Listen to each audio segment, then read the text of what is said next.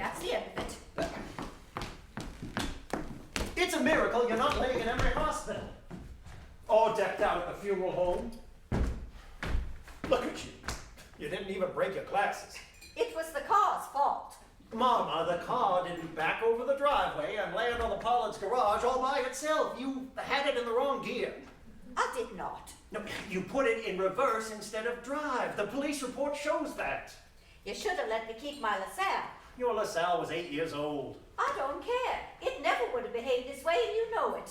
Mama, cars don't behave. They are behaved upon. The fact is, you, all by yourself, demolished that Packard. Think what you want. I know the truth. The truth is you shouldn't be allowed to drive a car anymore. No. Mama, we are just going to have to hire somebody to drive you. No, we are not. This is my business. Your insurance policy is written so that they are going to have to give you a brand new car. Not another Packard, I hope. Lord Almighty, don't you see what I'm saying? Quit talking so ugly to your mother. Mama, you are 72 years old, and you just cost the insurance company $2,700. You are a terrible risk.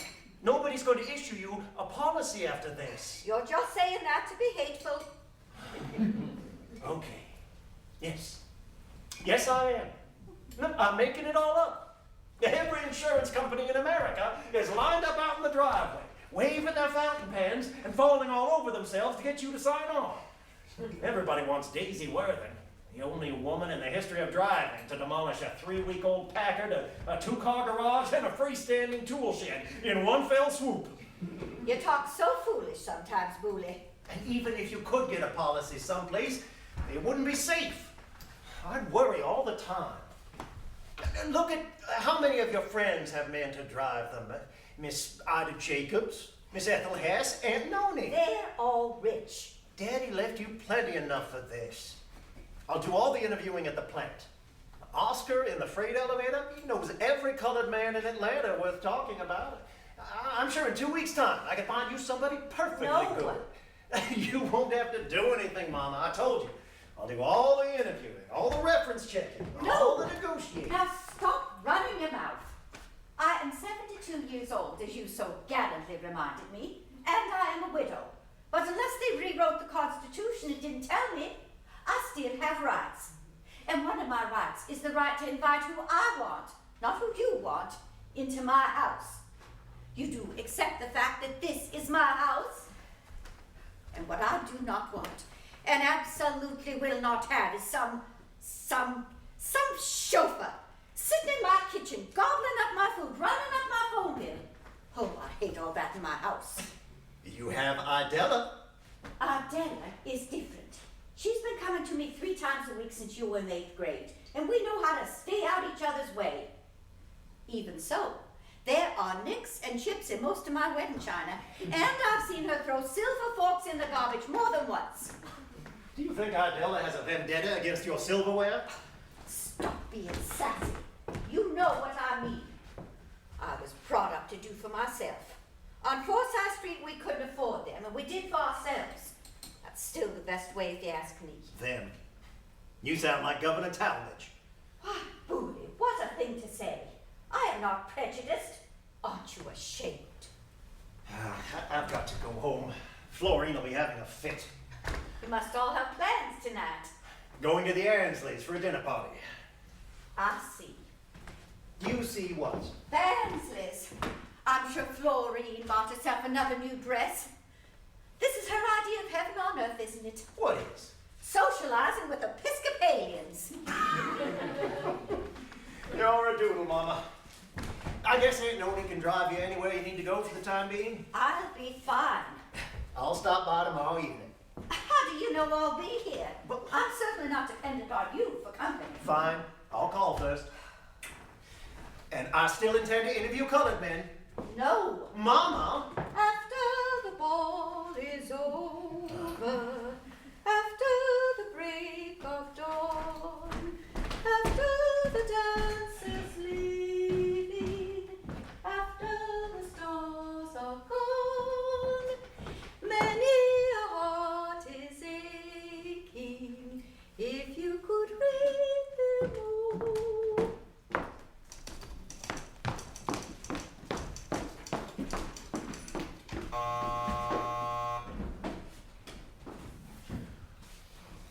Okay, Miss McClatchy.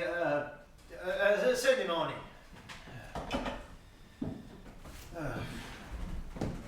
Yes. Hope, isn't it?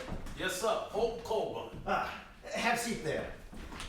I've got to sign these letters. I don't want Miss McClatchy fussing at me. Keep right on with it. I got all the time in the world. I see. Yeah, how long you been out of work? Since back for last November. Oh, a long time. Yes, sir. You try being me and looking for work. They hiring young and they hiring colored, and they don't seem like they're hiring much young.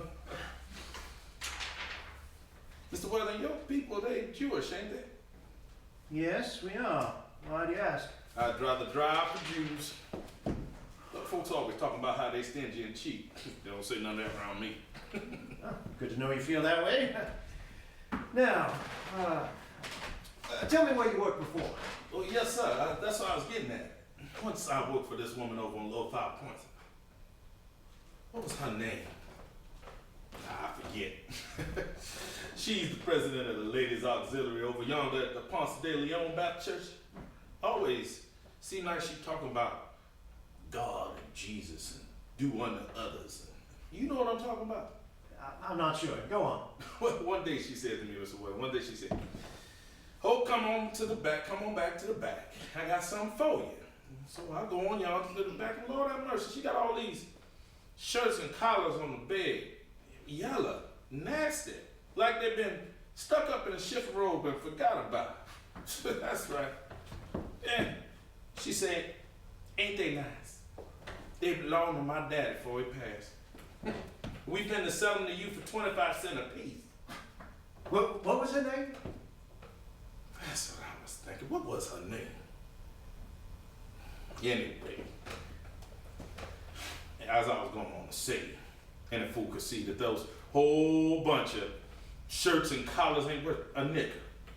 Them the folks call them Jews cheap. I said, "I think about it. I found me a job, another job fast as I can." Where was that? Mr. Harold Stone. Jewish gentleman like yourself.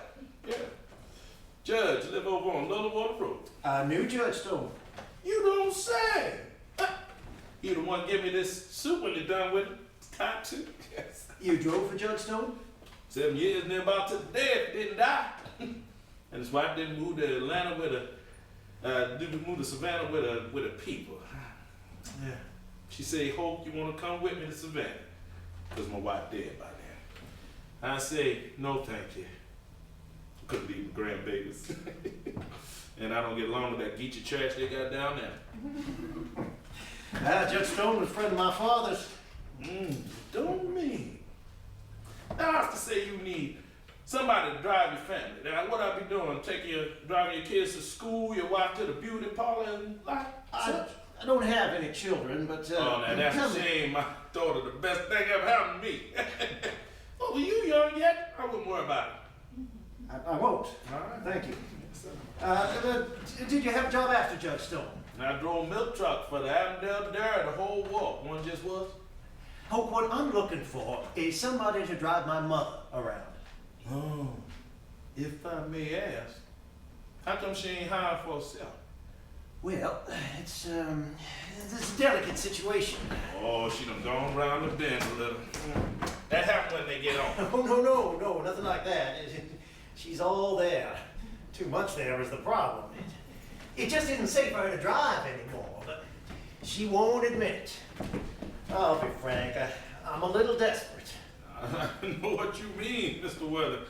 Now, when I was out of a job, my wife said to me, "Hope you ain't gonna never find yourself in another job." I said, "Woman, what you talking about?" That very next week, I go over on Little 5 Points and have that job with Miss K here, Miss Francis K here. And then I get that job with Judge Stone, and him's the reason why I'm happy to hear you Jews. Well, I'll be honest with you, Hoke. My mother's a little high-strung. She doesn't want anybody driving her. But the fact is, you'd be working for me. She can say anything she'd like, but she can't fire you. You understand? I wouldn't worry about it none. I'll hold on no matter which way she turned me. When I was a little boy on the farm above Macon, He used to wrestle hogs to the ground at killing time. And ain't no hog got away from me yet. But how does $20 a week sound? Sounds like you got your mama chauffeur. Oh. Thank you, sir. Appreciate it.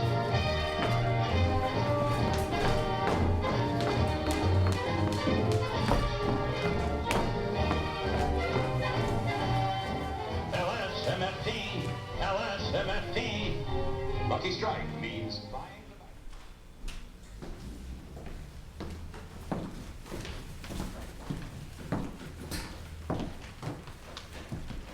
Morning, Miss Daisy. Good morning. Mighty cooler tonight, wasn't it? I wouldn't know. I was asleep. Yes. What's your plan today? That's my business. You right about that.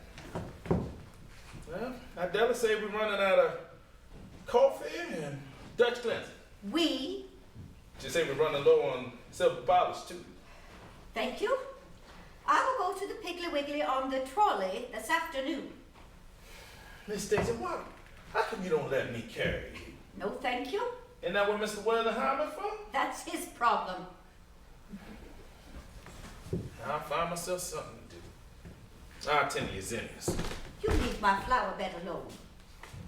Yes, sir. It's a nice place right beyond the garage. Ain't doing nothing but sitting there. I put in some butter beans and some tomatoes. Ooh, I can put in some Irish potatoes. Get some good eyes. If I want a vegetable garden, I will plant it for myself. Yes. And I just go back to the kitchen like I've been doing all week. Don't talk to Idella. She has work to do. No. I'll just sit around till 5 o'clock. That's your affair. Seems a shame though. Nice Oldsmobile. Sitting up in the garage. Ain't moved an inch since Mr. Worthing rode it home from Mitchell Motors. Only 19 miles on it.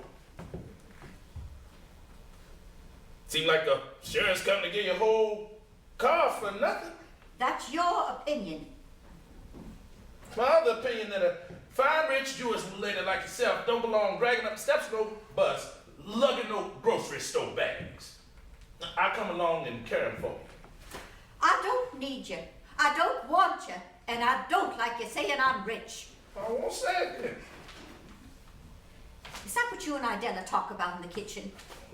I hate this. I hate being discussed behind my back in my own house.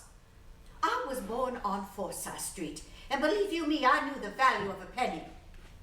My brother Manny brought home a white cat one day, and Papa said we couldn't keep it, because we couldn't afford to feed it.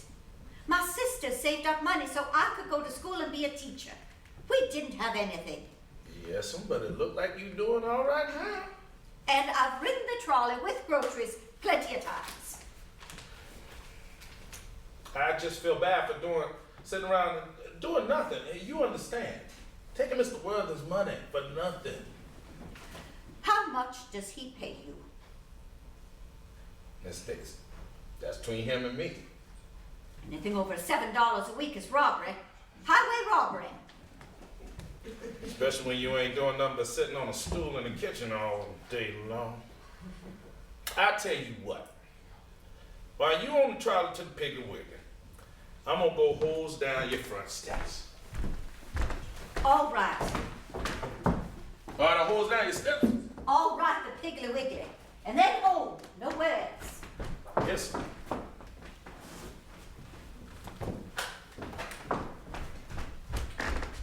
Wait. You don't know how to run the Oldsmobile.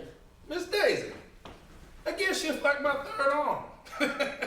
Oh, anyway, this one is automatic. Any fool could run it. Any fool but me, apparently. Ain't no need you being so hard on yourself. You can't drive. You probably do lots of things I can't do. It all work out. I've gone to the market, Idella. All right behind her.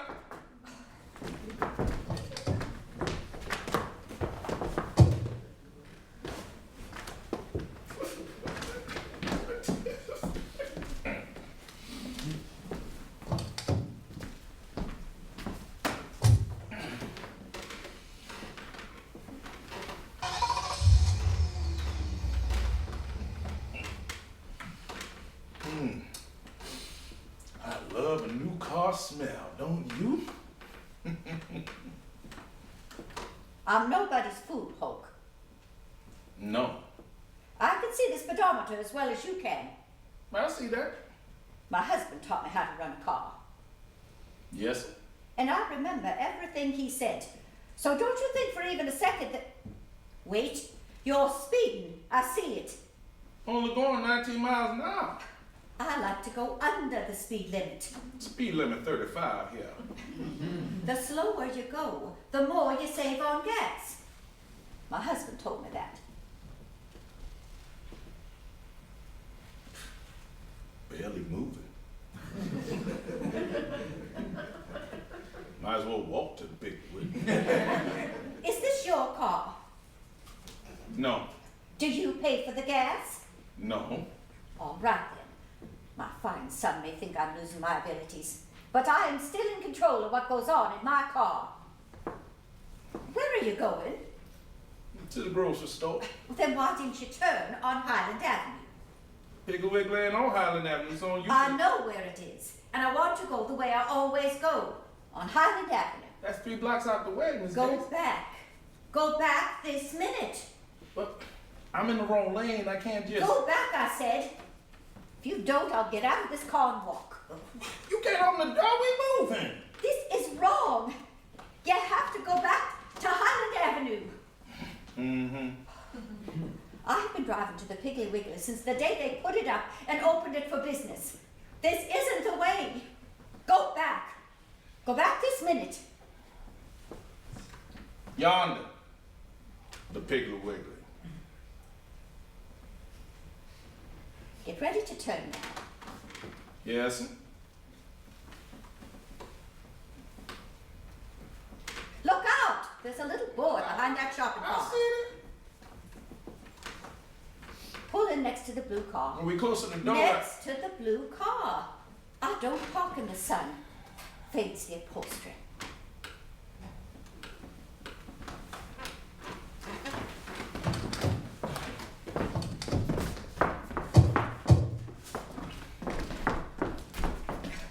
Wait a minute. Give me the car keys.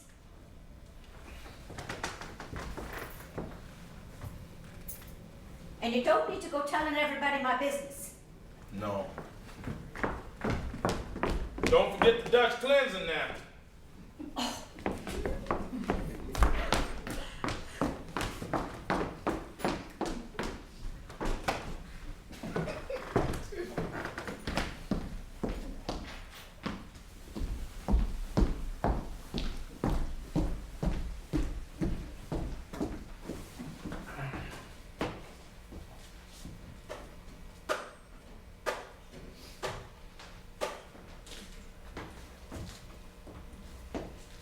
Hello, Miss McClatchy.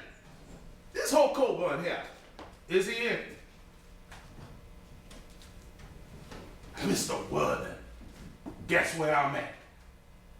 I'm at this here phone booth on Euclid Avenue right next to the Piggly Wiggly. I just drove your mama to the bar. Oh, she flapped a little on the way, hasn't she? But she all right. She in the store.